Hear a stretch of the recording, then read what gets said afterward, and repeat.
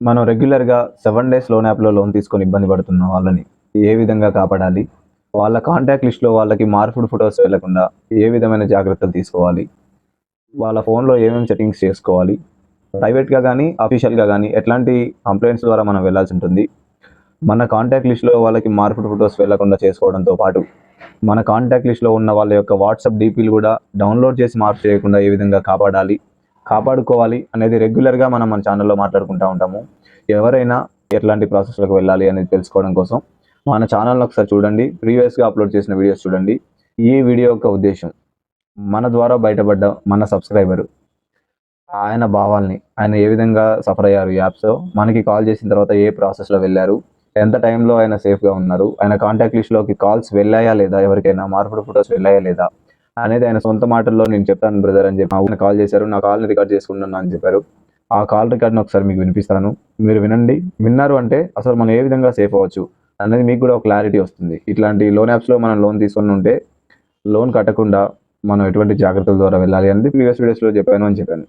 ఈ బ్రదర్ ఎట్లా బయటపడ్డారు, ప్రైవేట్ ప్రాసెస్‌లో ఎట్లా వెళ్లారు అనేది ఆయన మాటల్లో ఒకసారి వినండి. విన్నారంటే మీకు ధైర్యంగా ఉంటుంది.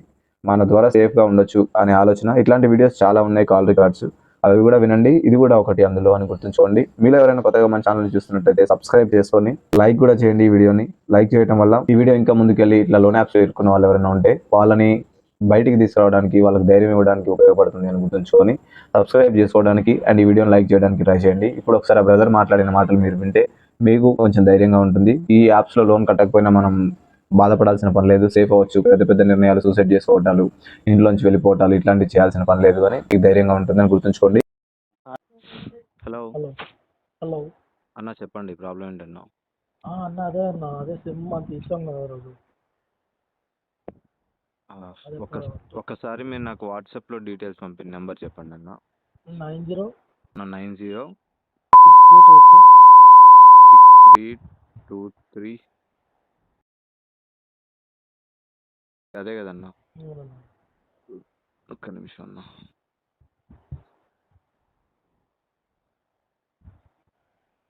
ప్రసాద్ గారు అవునన్నా. అన్న చెప్పండి ఏమైందన్న? మీరు ప్రైవేట్గా వెళ్ళారు కదన్న మన ద్వారా. అవునవును. ఆ, ఒక్క సిమ్ నిమిషం తీసి అన్న. అది 20 డేస్ అయిపోయింది. 25th ఏప్రిల్ 2025 రోజు మనల్ని కాంటాక్ట్ అయ్యారు.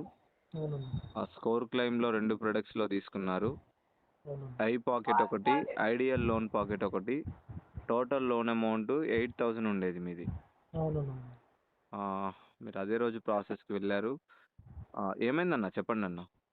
అక్కడి నుంచి సిమ్ తీసేమన్నది ఇప్పుడు తీసుకోవాలి వద్దని అడుగుతాను. మీరు ప్రైవేట్గా డేటా బ్లాక్ చేయించిన తర్వాత అంటే ఆ రోజు నుంచి మళ్ళీ మీకు ఏదైనా ఇబ్బంది జరిగిందన్న? లేదు సిమ్ తీసుకున్నాను. అన్న అక్కడి నుంచి సిమ్ యూజ్ లేదన్న మనం.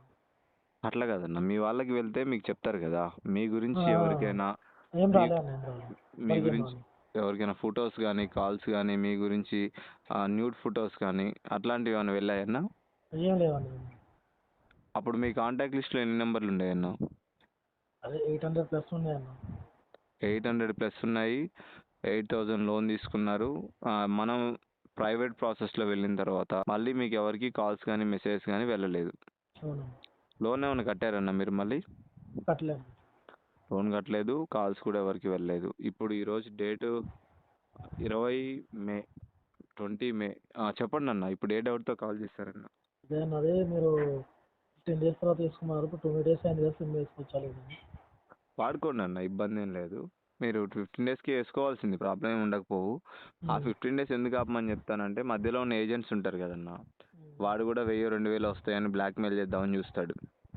వాడికి మన వాడికి మన అవకాశం ఇవ్వకుండా ఆఫ్లో ఉండాలి. ఆఫ్లో ఉంటే వాడు కూడా మనల్ని వదిలేసి ఇంకో కస్టమర్ని చూసుకుంటాడు.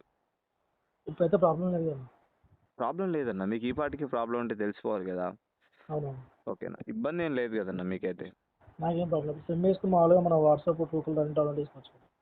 ఒక 4 రోజులు సిమ్ మామూలుగా వాడుకోండి అంటే వాట్సాప్ ట్రూ కాలర్ లేకుండా.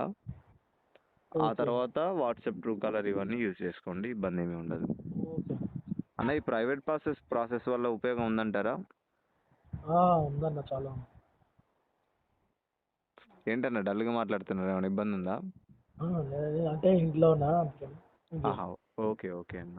మీరు ఫ్రీగా ఉన్నప్పుడు కాల్ చేయండి. మీ వాయిస్ని కూడా ఇవ్వండి అన్న. షూర్ ఎందుకంటే అన్న షూర్. ఎందుకంటే మనం ఇంకొకరి మాట విని సేఫ్ అయ్యాం కదా, మన వాయిస్ కూడా అవును. ఇస్తే చాలా హ్యాపీగా ఉంటుంది, ఎంతో మందికి అది ఉపయోగపడుతుంది. ఓకే అన్న కంపల్సరీ. మీరు ఫ్రీగా ఉన్నప్పుడు చేయండి, ప్రశాంతంగా మీ వాయిస్ని రికార్డ్ చేద్దాము, ఫుల్ వీడియో ఓకే ఒకటి అన్న. రికార్డ్ చేసి పెడదామన్న, అది ఇంకో నలుగురికి హెల్ప్ అవుతుంది కదా. అవునన్నా అవునన్నా. ఓకేనా, రైట్ అన్న. Thank you. రైట్ అన్న, థ్యాంక్ యూ.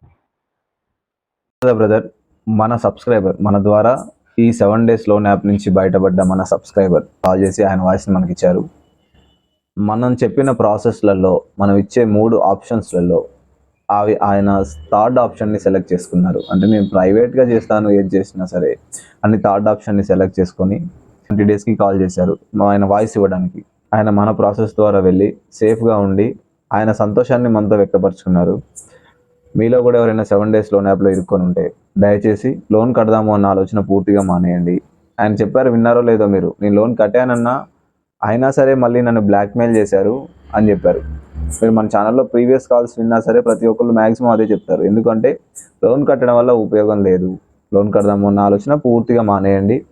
లోన్ కట్టకుండా మనం చెప్పే ప్రాసెస్ల ద్వారా కానీ సైబర్ క్రైమ్కి కానీ కాల్ చేసి ప్రశాంతంగా ఉండండి. మన వాళ్ళందరికీ కాల్స్ వెళ్లకుండా కాపాడుకోండి. లేదా మన వాళ్ళు ఎవరికైనా వెళ్తే ధైర్యంగా నా ఫోన్ హ్యాక్ అయింది, బ్లాక్మెయిల్ చేస్తున్నారు, ఫోటో మార్క్ చేసి దయచేసి పట్టించుకోకండి అని చెప్పుకోగలగండి.